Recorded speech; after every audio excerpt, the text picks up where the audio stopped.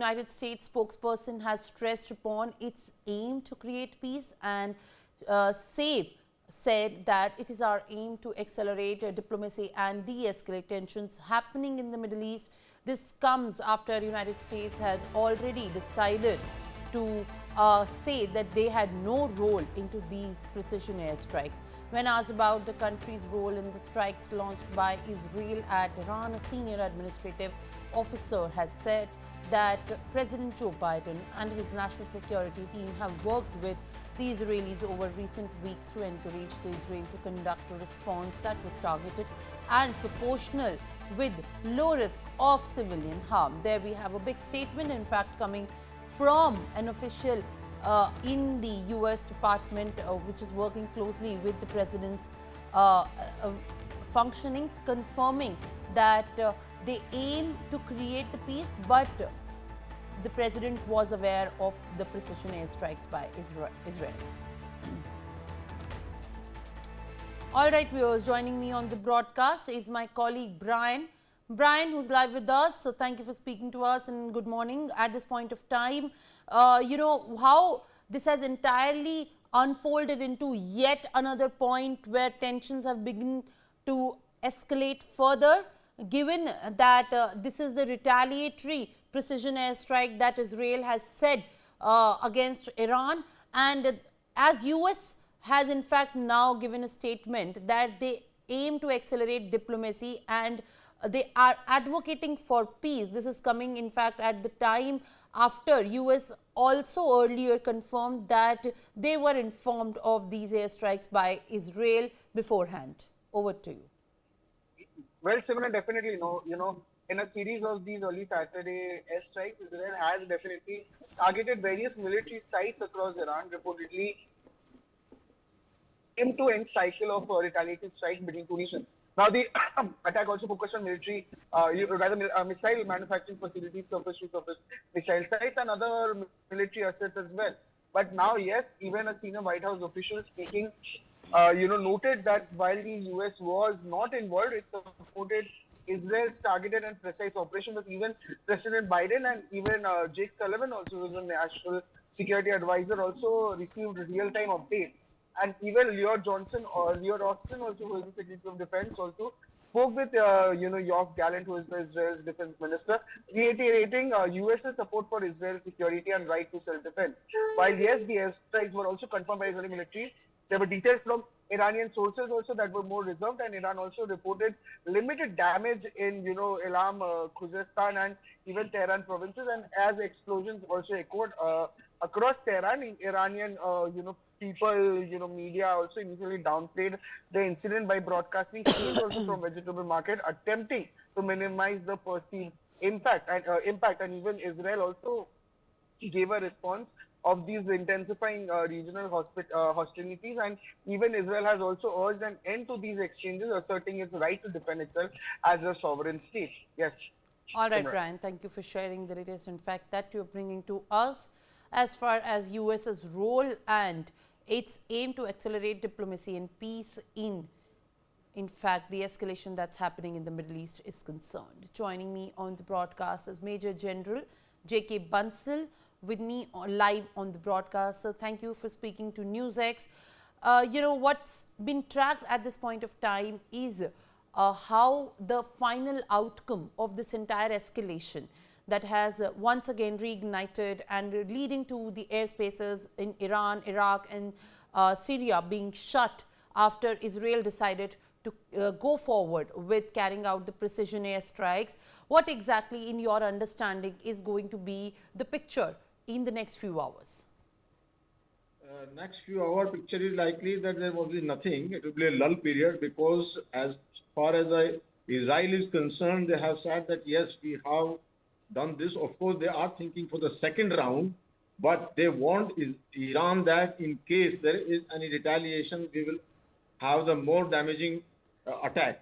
Now, any counter attack, mostly one can see, cannot be immediately. If Iran is going to do any counter attack, it will take few days. If you see in case of Israel, Israel was attacked on 1st October, and after 25 days only they have attacked Iran. Similarly, in any case, Iran is not going to attack. Iran is not also in a position to attack because they have got a very old the aircraft F-4, which was given by America, and because of sanction, they did not get the spare parts. Similarly, their system is not well, not so good, and they have done this in past also in the month of April, and on 1st October, not much damage they could do, and most of their missiles were intercepted by America, UK, and Israel, of course. So similarly, now I think it will be now that Iran is trying to hide because Iran does not have any free media. So they are not passing information. At the same time, there will be a pressure from the Iran population to attack Israel again, while the Iran is not in a position to attack. America is trying to pressurize to convince Iran not to attack further, and Iran also knows in case he will attack further, they will attack further. Then America will come into picture, and America has already moved assets, 50,000 soldiers, 2, 3 aircraft carrier, and many assets has been moved over there. So Iran has to be very cautious. I think if Iran may agree for the peace process, and then it may lead to the peace rather than any escalation, because escalation is there is no end, and they must understand that Iran must understand that whatever war has been fought by Israel from 1948, 1953, 1967, 1973, and 2006, they all were won by the Israel. There were so many countries. This time also, Israel is facing 8 sides. The attacks from the octopus, 7, 8 sides, and it is giving B-50. They are giving B-50 reply. So Iran has to keep that thing in mind. Over to you. All right, Mr. Bansal, I'll request you to kindly stay on with us while we also have another guest joining us live on the broadcast. Wing Commander Praful Bakshi is joining me live on the broadcast. Thank you for speaking to me at this point of time. You know, in 3 different waves, Mr. Bakshi, there are almost as many as 20 targets that have been selectively hit, which include the drone bases and the defense bases in Iran and in the entire saga of Iran versus Israel. It is in fact concerning what happens to be the future as far as we are thinking about the de-escalation, if at all that's a possibility in your opinion.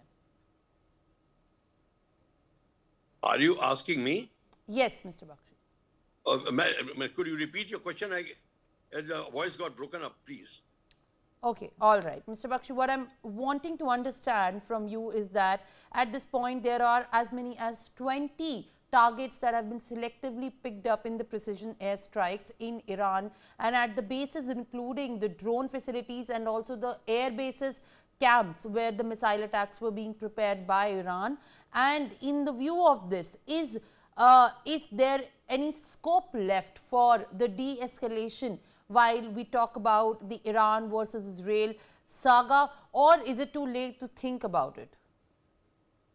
You see, when the attacks have started, at the moment, it is very difficult to say that Israel will agree to start a talk for de-escalation, because Israel is in no hurry to start de-escalation.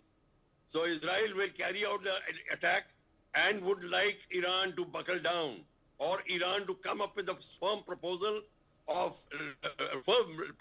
and request for a discussion or for de-escalation or negotiations or whatever it is, or bring in a protective power which can approach both the sides, protective power with the status of India, to tell both the sides that we want to now call off and we must now start peaceful processes. That is not happening. If Iran is itching for a fight, Israel is more than ready, because all the tactical weapons of Israel are going to strike the UAV bases, the normal fighter bases, the missile bases, the ordnance depots, and all the various other manufacturing and assembly lines which are within the range of Israel, and most of them, in fact, all of them are within the range. So Israel is in no hurry. It is if the ball is in Iran's court, Iran has to come up with a firm proposal for a negotiation or a meet or even arrange a flag meeting if they have to. But the flag meeting cannot take place because the distance is 1,800 kilometers. It is all aerial show. And let me tell you, madam, the war is never won by aerial weapons. Aerial weapon can subdue the enemy, but you cannot conquer the enemy until either the forces land through the sea or forces go by land. It is not possible. So you can understand this slanging match will continue. Volleys after volleys will continue, but these countries are not going to give up. Iran also has got a lot of capacity for punishment, absorption. So does Iran. And if Iran attacks any base of America, which is around everywhere, and then Iran is in firm troubles, very big trouble. Except Houthis, Hamas, and Hezbollah, they will keep meddling into their affairs. They will be dealt separately because they're all non-state actors, and the fight with them is continuous. So they're at this moment. All right. For more such videos, subscribe to the Newsx YouTube channel, hit the bell icon.